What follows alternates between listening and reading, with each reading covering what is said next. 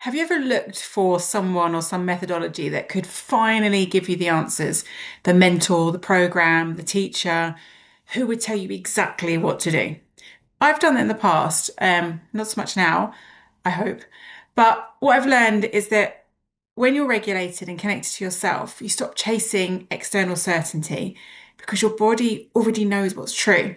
Now, interestingly enough, I was actually deciding about doing a video about false gurus today because um, I find myself I get really I don't really like when I see people out there in the spiritual realm talking about being how enlightened and awakened they are and how they can take you down the path because they know how to walk it because they've already done it.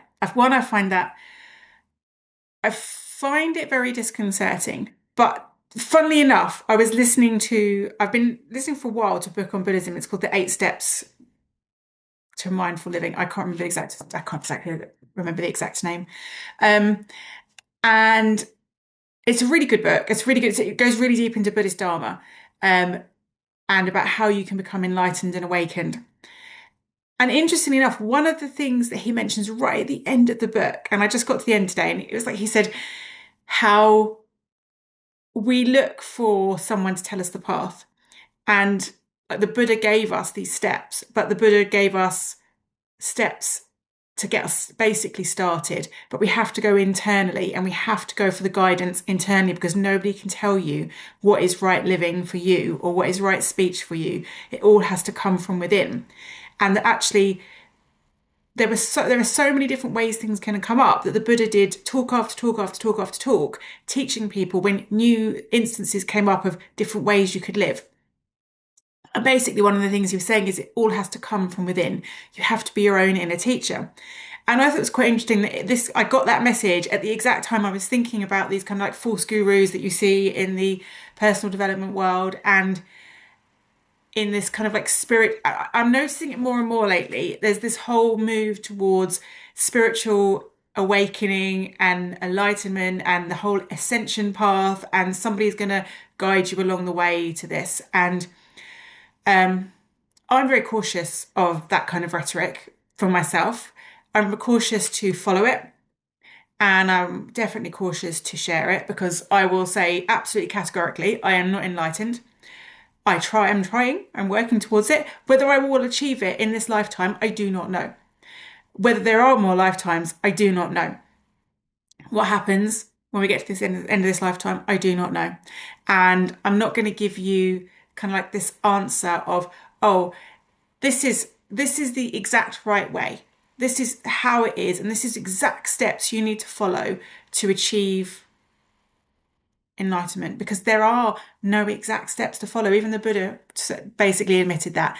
And I think that when we kind of accept that and we think, okay, I am my own teacher. I am the one who is going, and the more I go in, the more mindful I become, the more aware I become of what is happening with me, then the easier it will be to go down that path. And yes, I can help you with mindfulness and I can guide you on that way and I can guide you with nervous system regulation and all of those things. But I can't promise you enlightenment and I can't promise you where this path will take you. So anyway, one of the reasons why some of those false gurus work is actually they do target your nervous system, but they target a dysregulation in your nervous system. So they might make you feel uncertain about where you are or make you feel that you need something external in order to bring you back to yourself, that you need somebody to help you. And they very much thrive on that kind of like energy of I need, and I need it from out there. But what you're actually getting is something that's fueled by adrenaline and not actual truth. And that any real wisdom you get should settle you. It should make you feel calmer. It should make you feel like you're coming back into your body. And often that will be the wisdom that you get from within, or somebody will say something it will sit within your body and you'll have an inner knowing. And then you feel like you've got that wisdom to take you forward. And so we should always be looking for a calm body when we're doing any kind of spiritual growth. And I think it's really important when we're bringing these two together that because obviously I've talked about how the nervous system interacts with mindset and how you think about things, but it also interacts with your spiritual growth. Because when we come to that place of calm, we can sense the truth. We know it. We can access our intuition. We can access our own inner knowing. And the more we regulate, the less we need an external validator, the less we need an external teacher, because we can come inside and we can find it ourselves. And that's what we should all be aiming for. So everything that I teach you will all be about aiming for you to be able to take that power back yourself, to come in and to learn how to trust and listen to that inner wisdom to guide you forward. And your nervous system can literally, when you do this, become your compass. So it's your way of knowing, is this person's, and when you're looking for teachers as well, does this person's message ground me? Or actually, is it pulling you out of yourself? Is it pulling you to look over there? Or is it pulling you to come in?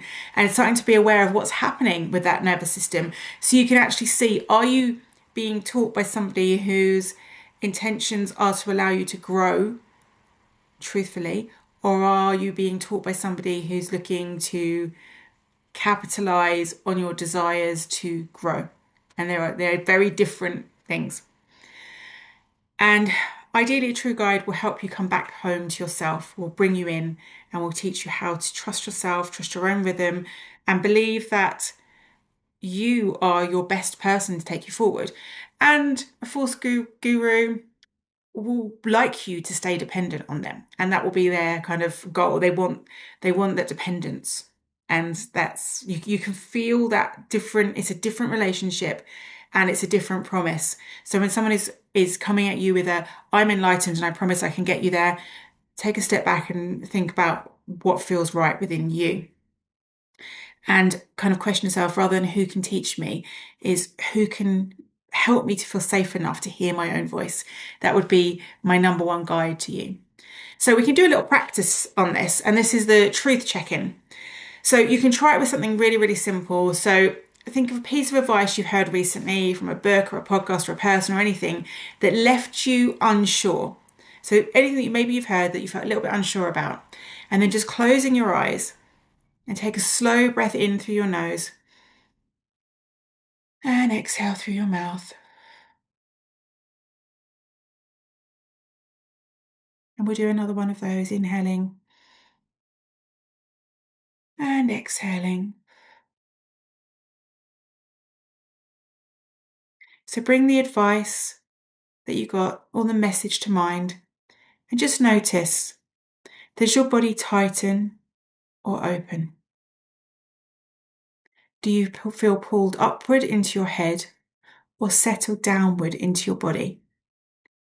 And trust what you feel, because your body doesn't lie. Your body is your own guide. And just connect with it. So that's how you start to recognize your own teacher, the one who lives inside you. So you actually tune in. When you hear that piece of advice, tune into your body. How does that feel? Does it sit in your body comfortably? Or do you feel like you're being pulled up? Does it feel like somebody's trying to pull you along with them? And just remember that when you're regulated, you don't need to be told who you are or what to do. You already know. You already have that knowledge within. And the journey is not about finding the next guru. It's about learning to trust the quiet, steady voice that says you're safe to choose yourself. So coming in to you. And if this resonates with you, come and join my free group, The Sacred Pause. I'm going to drop the link in the description. It's a free space, and we explore nervous system regulation, inner safety, and self-trust. So you can reconnect your own wisdom and not somebody else's.